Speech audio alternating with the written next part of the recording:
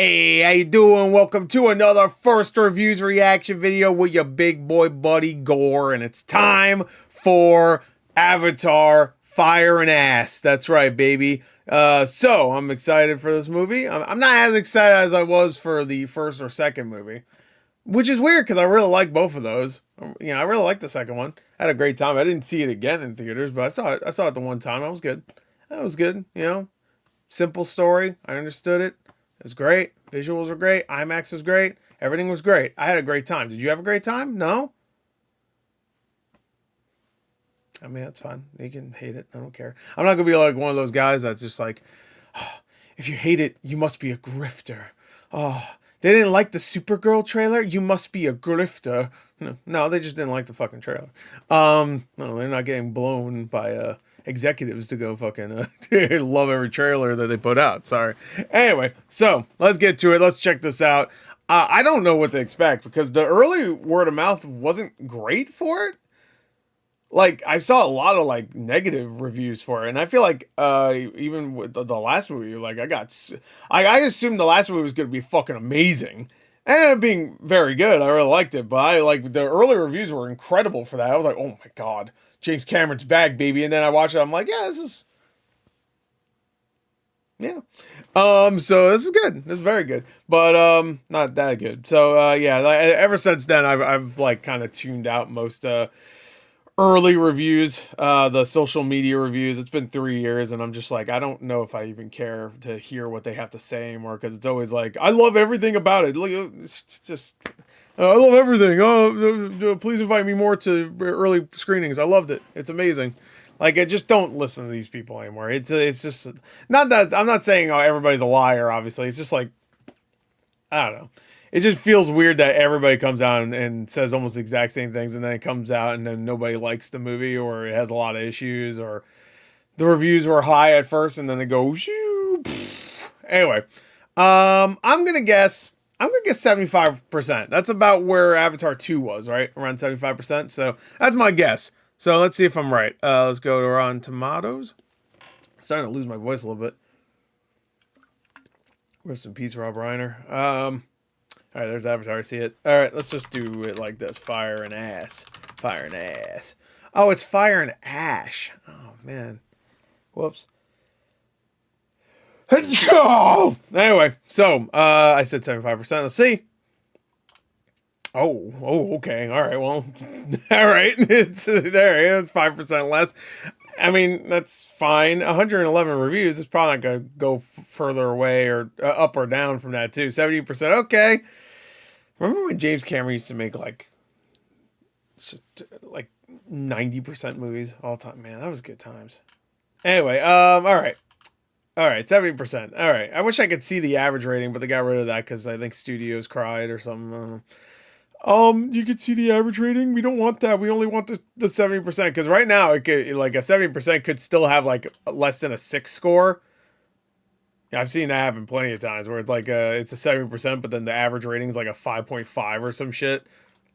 So I don't know. All right, Avatar: Fire and Ash is visually triumphant yet narratively familiar. This otherworldly epic is an awe-inspiring feast for the eyes, but most of the film is eerily reminiscent of its 2022 predecessor. Fire and Ash is a technical masterpiece. When a film's greatest strength is its CGI and its greatest weakness is its soul, it's hard to recommend. Avatar: Fire and Ash is a shallow, recycled, uninspiring third act to a franchise. And possible finale, too, because they are making 4 and 5, right? But I thought it was supposed to be like the finale to like this story or some shit, right? Fire and Ash is a technical marvel, but at its core, it feels like Cameron is still recycling a lot of the franchise's basics. As a sizzle reel for the next wave in CG animation technology, Avatar: Fire and Ash delivers as the third chapter of a story that is meant to be moving or even engaging. This latest chapter once again falls short. It's so weird. All the positive reviews are saying the same thing as the negative ones. Disastrously boring and redundant. The entire story of Fire and Ash has been there, done that 2 times already. Was sort of bored the second time, so there's no excuse to be doing this all yet again, dude. Damn, call him dude. Call James Cameron dude. Watching the spectacle on the largest screen available is still a breathtaking experience, even if narratively Fire and Ash feels like an expansion of The Way of Water. Hey, that's funny, because they have an expansion for that game that came out, too. That came out, I think, That expansion just come out a few days ago. So this is like that. Feels like expansion of Way of Water as opposed to its own standalone tale. Great sequels don't just repeat, they build. This one treads beautifully rendered water. Damn. Like, they're all just saying like, yeah, it's well, you know. You know. We're lucky to be living in a world where this movie exists because warts and all, it's proof positive that big blockbuster commercial cinema can still be a work of art. Okay.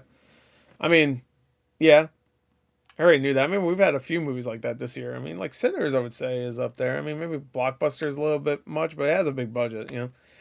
But this is, you know, obviously way more, way bigger than that.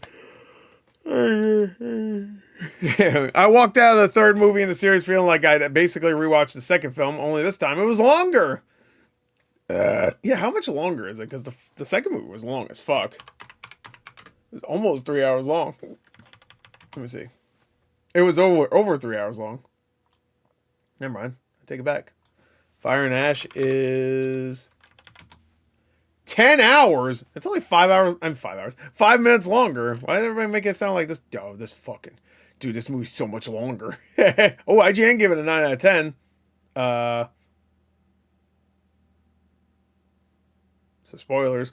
When we get to that review, it's definitely the highest review I've seen so far from all these. From the opening frames, Fire and Ash reminds us why IMAX screens and 3D technology were invented. Cameron's world building continues to astound. While the stories are following a familiar pattern, it's undeniable that Cameron is giving audiences the complete theatrical experience to keep them coming back for more. Okay, 4 out of 5. No, there's another negative. All right, I just want to see. Is she here? I mean, it's a Disney movie, so she probably got flown out and given a nice going away present, like a basket of goodies and shit. Where is she? You know what I'm talking about. Do I even need to say her name?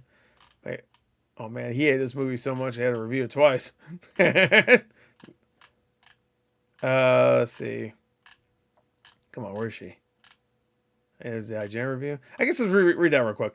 Avatar Fire and Ash isn't the technical leap forward that its predecessor was, which is to be expected after 3 years instead of 13. But what it lacks in novelty, it more than makes up for with refinement on every level. Okay. Oh, that was Max Schofield that said that too. That's not just some randy, long-time IGNer. IGNman. Is he a founder? Wait, actually. No, I don't think he is.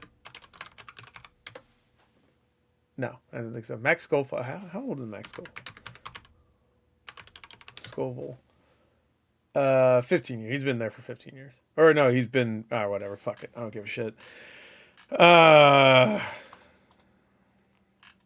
on, where is she? 10 out of 10 for all intents and purposes. It's the best one yet.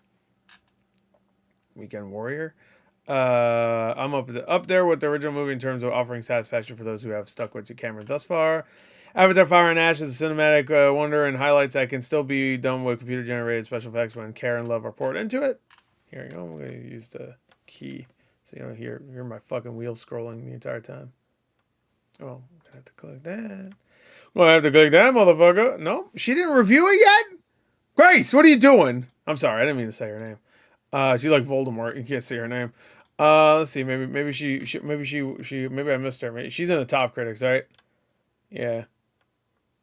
I mean, that just goes to show that top critics don't matter when she's considered one of them. Let me see. I mean, what? What? She's great. What the fuck did I just say? The movie moves at a clip and looks like hundreds of millions of bucks have been spent, which isn't the same thing as saying that its 3D visuals are particularly beautiful. Oh damn. He didn't like it. Puts every other large-scale blockbuster of 2025 to shame. Everything is always loud, from the music to the visual design to the emotions, and the approach of ensuring that Cameron's message will be heard by even the most distracted viewer. Disney gave James Cameron carte blanche and a blank check to do whatever he wanted, and he wanted to do Avatar: The Way of Water again, except not as good. Damn, bro. That's many, like, what is that, like 5 reviews saying it's like the last movie? There are endless subplots, scattershot character development, and borrowed story beats backfire on Fire and Ash, although it does benefit from an unhinged but relatable villain whose presence keeps it interesting. Which one? Because the lady, or is it Quaritch again? Because Quaritch I love. Am I saying that right? Quaritch, right? I think he's a great villain. And I'm 100% down with, like, because like last movie they actually did try to add a little bit of a character to him. But, like, does he care about his son? Does he? Oh, I'm uploading a video. Watch this. Bam! I just uploaded a video. You like that? Even while I'm reacting to videos, I post videos. What's the fuck up? What's up, bitch? You didn't think I could do it. Anyway. I got that dog in me. Anyway. I clicked the upload. Yeah, that's right. I'm a badass. Anyway. I'm losing my voice. I shouldn't do that. I think my throat's just dry. I need to wet it up. Girls, come over. It's difficult to convey just how little dramatic urgency there is in a film that's effectively a computer-generated diorama. One that's filled with fantastical flora and fauna and mystical beings who are all dressed up with nowhere to go. 3 movies in, the format remains groundbreaking computer effects, a blunt attempt at anti-colonial messaging, the onset of the glazed stare often found on ultra-long haul flights. Damn. Let's go to Metacritic.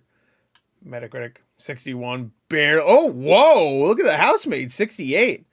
Damn. Oh wow. I wasn't expecting it to be that high. Let's check that the reviews out for that. What the fuck? If it's a 68 there, it must be pretty good over here, right? Usually that's how it goes. Like it's lower on Metacritic. All right, 73. Wow, that's actually again bigger than I thought. Bigger. It's bigger than I thought. Let me see. What Remains of the Handmaid is a film that, despite a handful of unintended laughs, is a die for. I mean, it's tailoring enough to satisfy fans of the genre, but any scene without Amanda immediately loses a notable amount of dramatic tension. Oh, that's it. Pandora's. Oh, okay. My brain was like, wait, hold on. This review's in the wrong place. No, Steamy Little Pop. Yeah. Scheme, sex, whatever. Okay, for some reason I can't see any of the other reviews. Oh, I didn't realize Paul Feig directed that. I probably did. I just totally forgot. Let's Paul Feig is truly mad. Wow, she's that good, huh? Okay. Cool. Good trashy fun. That's what it looked like. Oh, we'll see. So Amanda Seyfried's really good in it. I really like her as an actress. So, I think we read enough. You know what?